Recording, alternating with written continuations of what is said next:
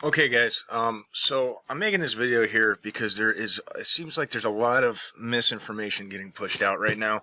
It seems like people are trying to push out stuff without fully understanding it or fully researching it. Okay. So I'm not going to call anyone specific out on it because I don't think that they're doing it intentionally. I think that they truly just don't understand, and they maybe didn't click all the links and follow the trail and the rabbit hole of the specific topic that they're trying to put the information out. I think it was done with good intentions. I just think it was simply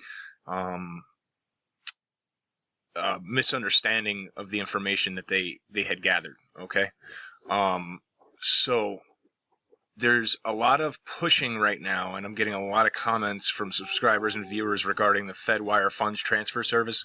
The Fedwire funds transfer service is for banks and large financial institutions. It's not for your everyday Joe Schmo.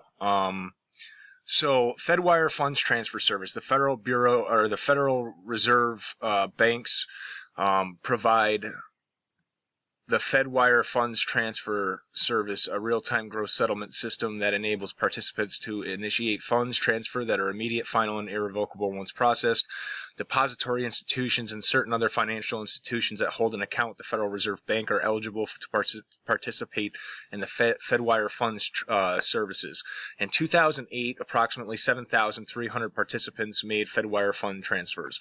The Fedwire funds transfer service is generally used to make large value time-critical payments. The Fedwire funds transfer is a credit transfer service. Participants originate fund transfers by instructing a Federal Reserve Bank to debit funds from its own account and create funds to the account of another participant. Participants may originate fund transfers online by initiating a secure electronic message or offline via telephone procedures.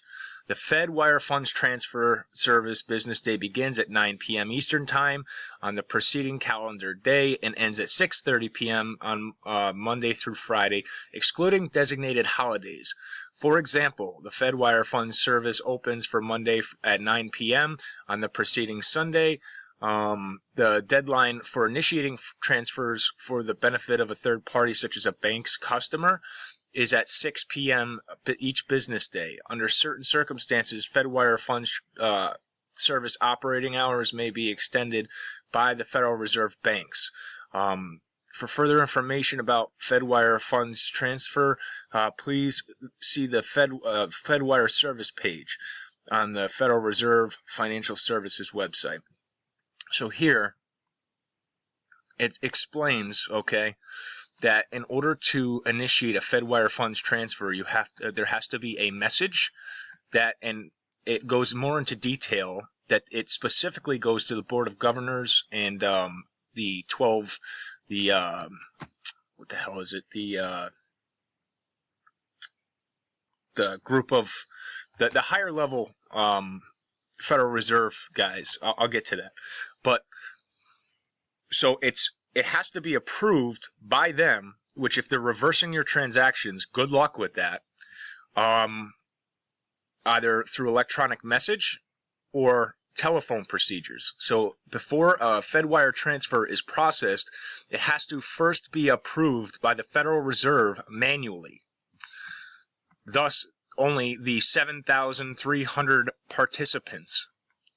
Okay? Now let's click on the Fedwire services page. So, Fedwire service offerings. The Fedwire services are premier electronic payments and security transfer services that banks, businesses, government agencies rely on for mission-critical same-day transactions. When it absolutely matters, trust the Fedwire service to deliver transactions with certainty and finality. Fedwire funds service. A real-time gross settlement system that enables you to send or receive payments for your own account or on behalf of clients, settle commercial payments or positions with other financial institutions or clearing arrangements, submit federal tax payments, or buy and sell federal funds. Now, let's take a look at setup. Fedwire Fund Service setup. Thank you for choosing the Fedwire Fund Service. We are excited to work with you to make this smooth and easy transition, following the steps you will need to take to streamline your implementation process, including contacts to help you with your questions along the way. Step 1. Set up a master account. So to initiate a Fedwire service transfer, you need to have a master account.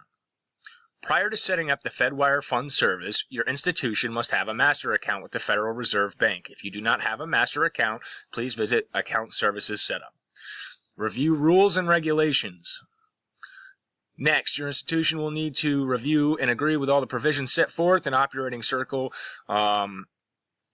6, as well as Regulation J, which establishes procedures, duties, responsibility among the Federal Reserve banks and senders and recipients of Fedwire transfer services. Complete forms and agreements. You have to submit your documentation, etc., etc. Board of Resolution and Official Authorization List. Fedwire Fund Service Authorization Form.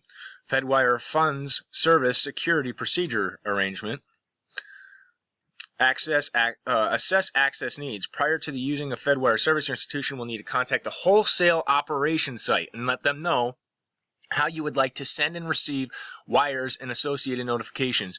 You have the option of using Federal Reserve Bank Access Solution, Fedline Direct, Fedline Advantage, the third-party service provider, or offline service offered by Federal Reserve banks. This information needs to be provided to the wholesale operations site that supports your district in the form of a letter signed by the individual listed on your institution's official authorization list. If this information is not properly submitted, you will be set up to send and receive wires using only the offline service. Your institution will be billed for the use of this. Now let's take a look here.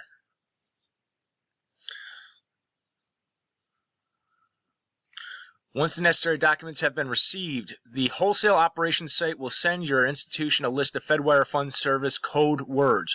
Once your institution receives these code words, you must return the code word acknowledgement form attached to the list. This form must be signed by an individual listed on your institution's OAL, an individual listed on your institution's fund authorization form, or an individual to whom the list code word is addressed. They need to have code words which they change constantly.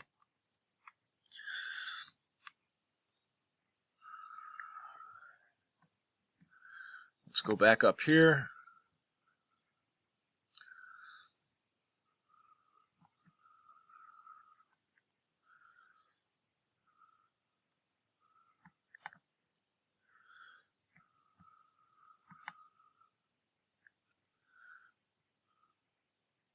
Here's the authorization form. As you can see, it has to be a financial institution that does this. And as I said, before any transfer can be authorized or go through, it has to be approved by the Board of Governors and the wholesale operations site. So good luck when they're trying to reverse every single payment pretty much that we're doing. This isn't really an individual, a service for individuals, and that's getting pushed out that this is the Holy Grail solution, but they're not reading all of this.